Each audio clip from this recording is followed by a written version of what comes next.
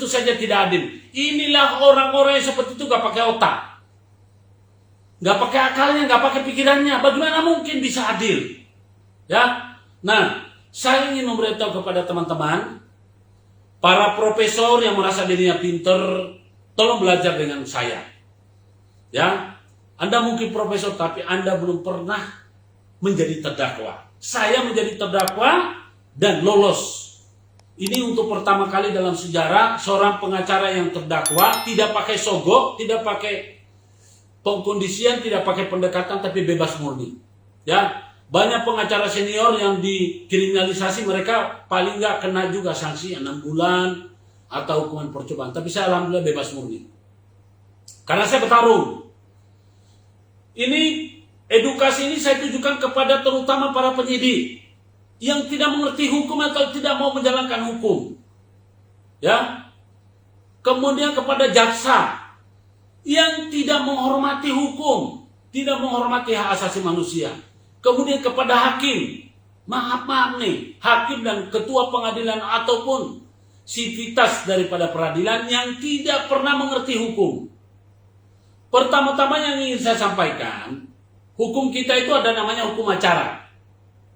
Ini adalah pokok daripada semua perundang-undangan, ya, ruang lingkupnya ada di pengadilan. Nah, di sini diterangkan. Kemudian peradilan itu dilaksanakan berdasarkan tata cara beracara, hukum acara sesuai yang ada di sini.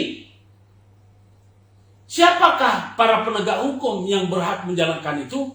Adalah satu, kalau pidana melalui dari penyidik, kejaksaan, JPU. Kalau di militer itu ada auditor, ya, hakim militer ada, lalu hakim itu ada di sini diatur. Bahkan yang namanya undang-undang Omnibus Law itu di sini diaturnya. Semua ini ada di sini. Jadi KUHP ini bukan sembarangan. Itu yang pertama. Jadi semua yang namanya penyidik, yang namanya JPU, yang namanya hakim, baik itu hakim di pengadilan negeri, pengadilan tinggi, sampai Mahkamah Agung maupun di KPK, ya, hakim misalnya tipikor, ya. Nah, jadi semuanya diatur di sini. Tidak ada namanya suatu proses persidangan yang tidak berdasarkan hukum acara, ya. Namanya hakim ad hoc. Hakim ad hoc itu hanya dibutuhkan pada, jadi dia bukan hakim hakim permanen, bukan hakim. Jadi ad hoc itu hanya dibutuhkan, jadi hakim yang dibutuhkan dan suatu waktu bisa saja tidak akan selamanya. Jadi ada namanya ad hoc, ya. Itu semuanya ditentukan.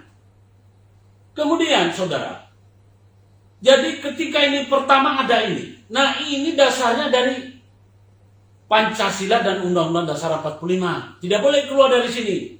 Jadi semua perundang-undangan kita itu selalu dasarnya Pancasila dan Undang-Undang Dasar 1945. Kemudian apa yang ada? Yang kedua setelah ada ini, kita tahu bahwa di KUHP ini pertama-tama yang menangani atau garda terdepan, terawal adalah penyidik. Penyelidik dan penyidik. Penyelidik dan penyidik itu bisa saja datang dari kepolisian, bisa saja dari PPNS. Nah, khusus untuk PPNS itu hanya mengadili menyidik oleh pegawai negeri yang terkait dengan lingkungan kepegawaian. Itu PPNS. Jadi penyidik pegawai negeri sipil namanya, bukan penyidik polisi, ya. Walaupun polisi itu adalah pegawai negeri sipil, ya.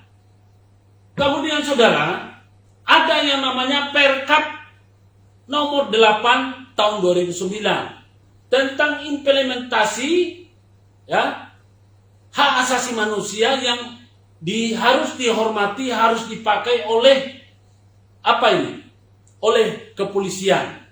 Semenjak negara kita menandatangani namanya konvensi hak-hak sipil, maka polisi yang bertindak baik itu sebagai penyidik maupun sebagai Sabara, karena polisi ini sesuai dengan Undang-Undang Nomor 2 Tahun 2002, ya, adalah pengayom, pelindung dan pelayan masyarakat. Maka semua polisi, bukan hanya penyidik, semua polisi harus menghormati yang namanya hak sipil. Nah, terkhusus untuk penyidik itu, selain daripada diatur sesuai dengan Perkap Nomor 8 Tahun 2009, dia juga diatur berdasarkan namanya Perkaba.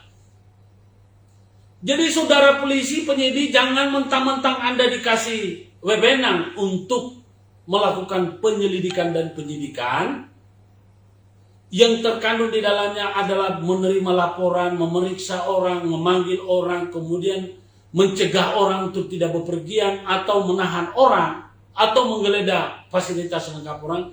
Anda ini tidak serta-merta, tetapi Anda diberikan batasan.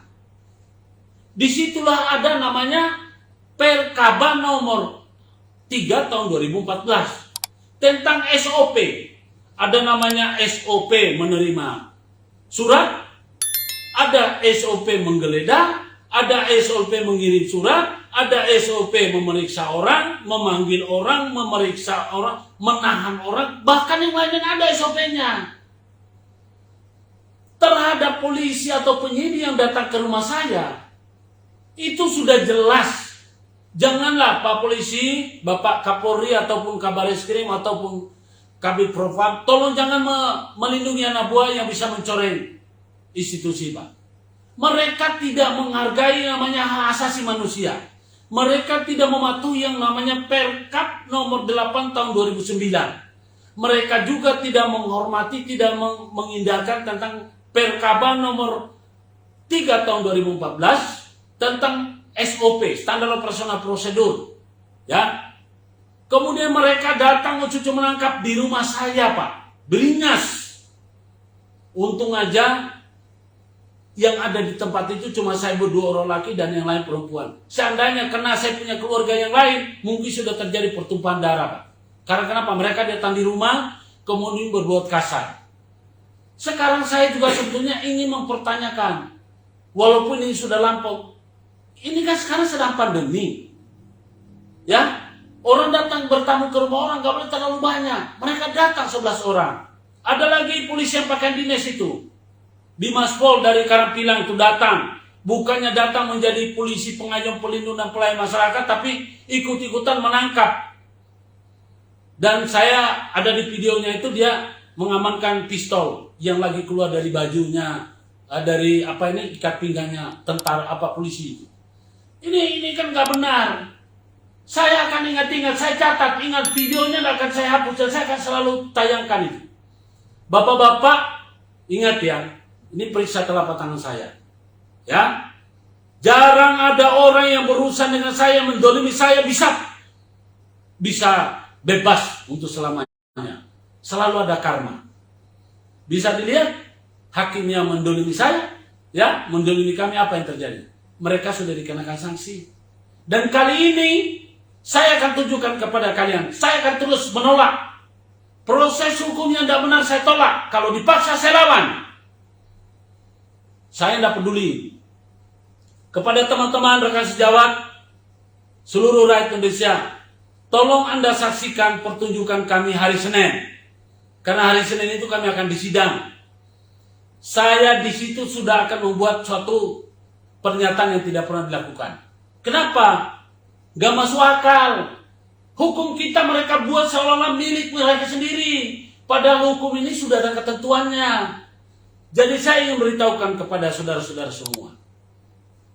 Masyarakat ini memang masyarakat yang lemah, tidak punya senjata. Tapi masyarakat itu, kedaulatan Republik Indonesia ada di rakyat.